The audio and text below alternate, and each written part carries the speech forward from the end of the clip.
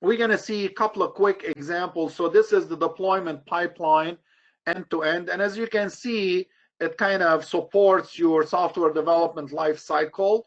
And there is a feedback loop associated with it.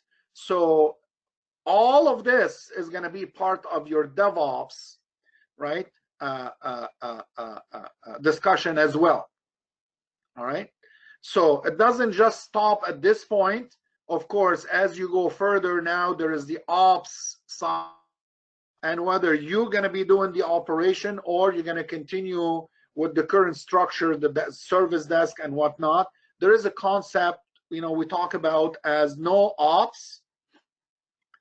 So this is something that you really have to consider within your organization, whether you're going to eliminate operation, because now your development folks are the ones who are actually providing that side of it as well. So people who develop are the same people who operate and support.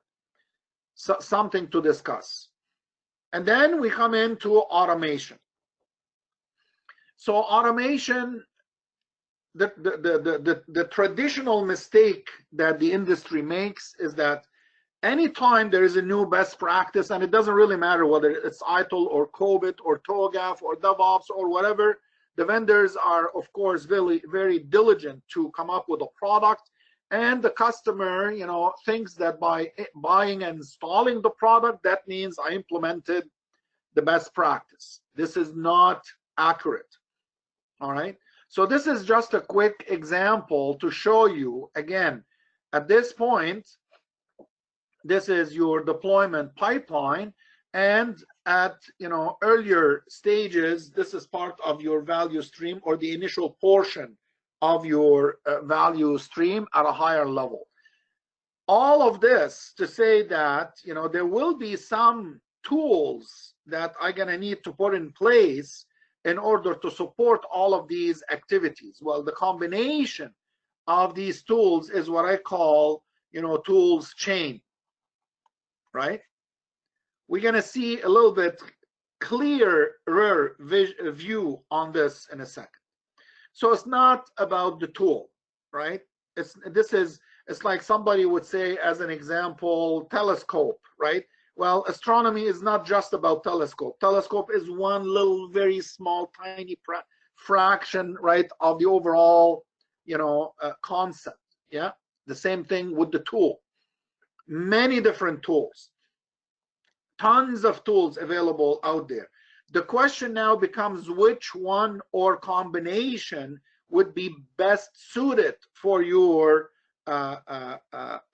model or for your practice. And this is where you need to do the homework. This is periodical table of tools, right? And again, it's very useful to tell you what tools do what. Yeah. And you can pick and choose again accordingly. So there is a link at the bottom of the page or the slide where you can actually download this as well. So benefits of the tool, as you can imagine very quickly, the speed, the quality, the frequency of releases, the recoverability, and so on, right? The consistency of the approach. This is just to highlight there are certain YouTube videos about the DevOps tool chain. This is one of them. You can of course go there and spend 7 or 10 minutes, whatever the case may be. It will shed much more light on the topic. But from our perspective, right, the tool chain is a very important concept that you have to basically establish, because it actually ties up the life cycle end to end. Continuous integration, deployment, releases, and so on, testing, etc.